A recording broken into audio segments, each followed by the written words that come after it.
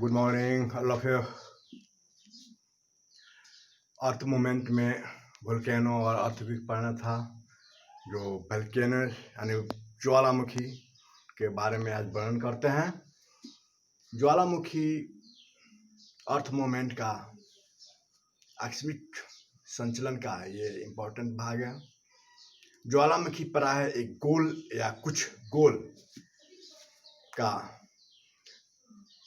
ये छिद्र अथवा खुला भाग होता है, जिससे होकर पृथ्वी के उत्पन्न तप्त भूगर्भ से गैस, तरल लावा, जल, चट्टानों के टुकड़ों से युक्त गर्म पदार्थ पृथ्वी के धरातल पर प्रकट होते हैं।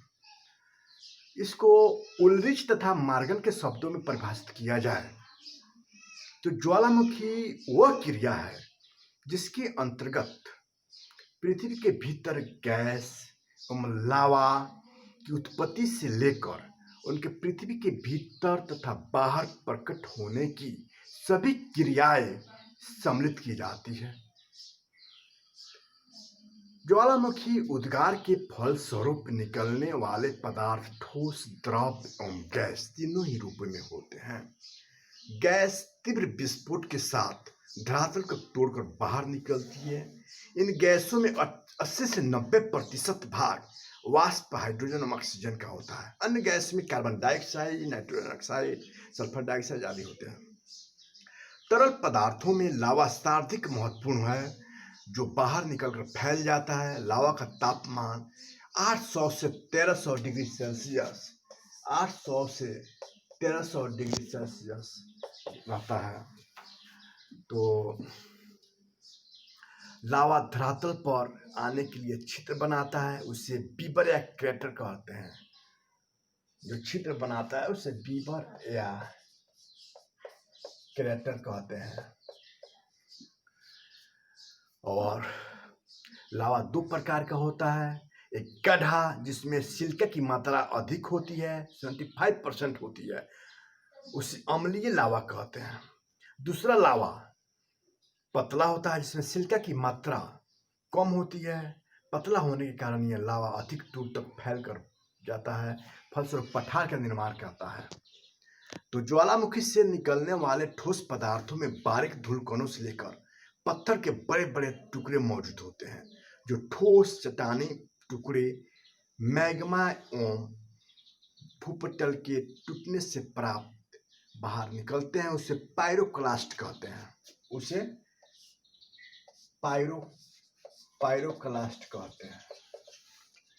तो इस तरह ज्वालामुखी राख, ज्वालामुखी बम, अंगार, लैपिली, पुराने चट्टानों के टुकड़े आदि मौजूद रहते हैं। तो इस तरह आपको फिगर के द्वारा दर्शाते हैं। और जब पिघला हुआ लावा ऊंचाई तक फेंका जाता है तो जमीन पर गिरने से पहले जमकर गोल, अर्धगोल का अंडाकार नाशपाती नुमा आकार में लेता है, इसे ज्वालामुखी बम कहते हैं। तो यह वोल्केनो पाइप हो गया, ये क्रेटर हो गया। उसी तरह कैल्डेरा हो जाएगा। तो क्रेटर और कैल्डेरा के बारे में परिभाषित करते हैं। तो ज्वालामुखी के शीर्ष पर स्थित कीप के आकार, जो कीप के आकार हो उसे क्रेटर कहा जाता है।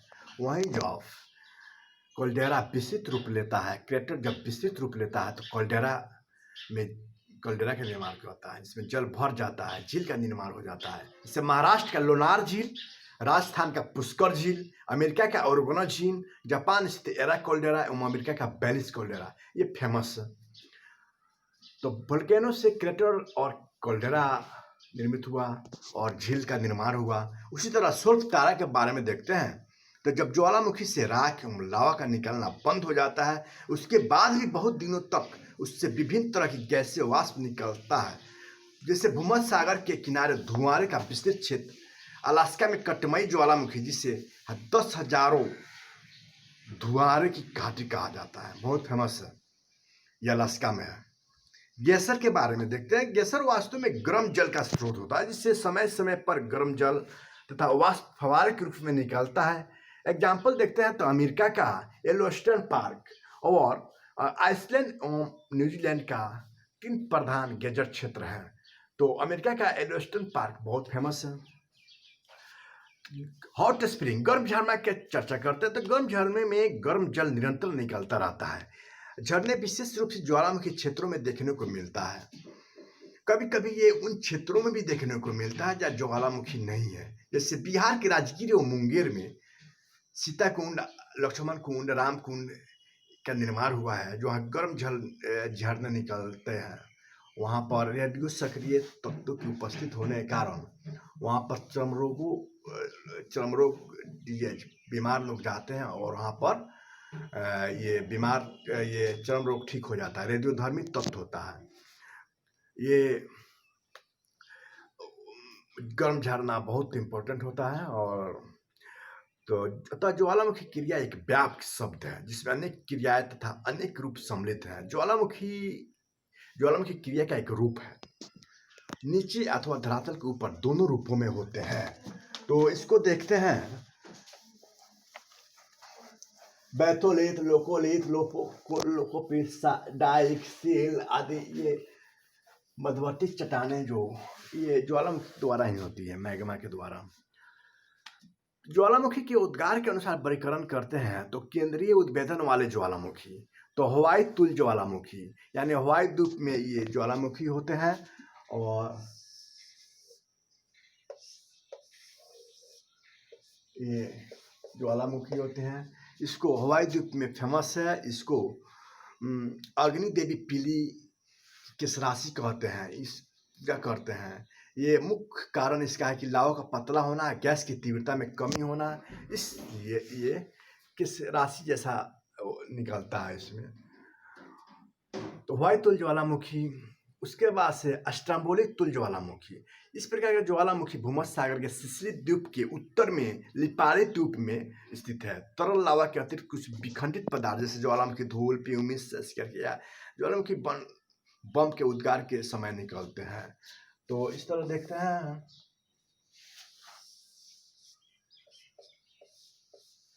तो अस्ट्रोम्बोली जो है, अस्ट्रोम्बोली सिसिली द्वीप पर भूमध्य सागर में है।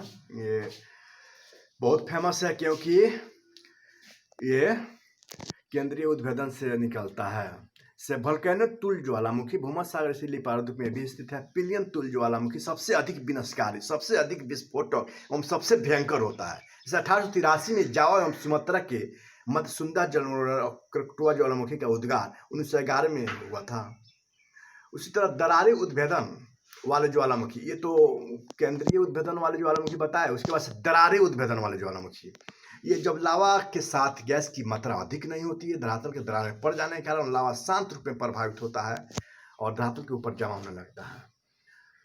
तो इस तरह धरातल की अवधि के अनुसार, उद्गार की अवधि के अनुसार जो जागृत ज्वालामुखी यानी एक्टिव वोल्केनो, तो एक्टिव वोल्केनो आपको इटली की एटना और अस्ट्रोम्बोली को भूमध्य सागर का प्रकाश स्तंभ यानी लाइट हाउस कहते हैं, क्योंकि यहाँ लावा, गैस, विखंडित पदार्थ सदैव निकलता रहता है, इसलिए ये एक्टिव वोल्केनो है।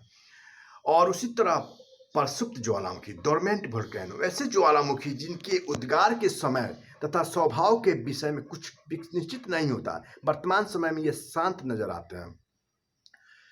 थर्ड, शांत ज्वालामुखी, एक्सटिंक्ट वोल्केनो, जब ज्वालामुखी का उद्गार पूर्णतः समाप्त हो जाता है तो ये उद्गार नहीं हो पाता है। ऐसे में ज्वालामुखी अवधि के अनुसार होगा। ज्वालामुखी का विश्व वितरण करते हैं तो विश्व वितरण में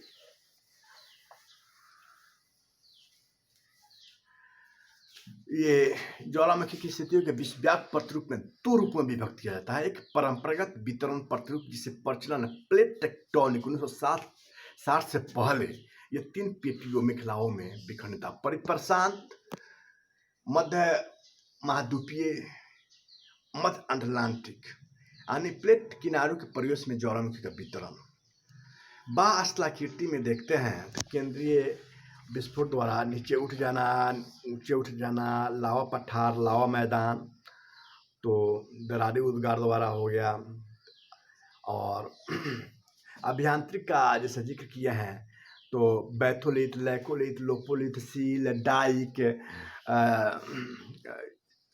का निर्माण होता है। तो प्लेट विवर्तन के सिद्धांत के आधार पर ज्वालामुखी मेखलाओं तथा ज्वालामुखी उद्वलन क्रियाओं को सटीक व्याख्या हो जाती है। तो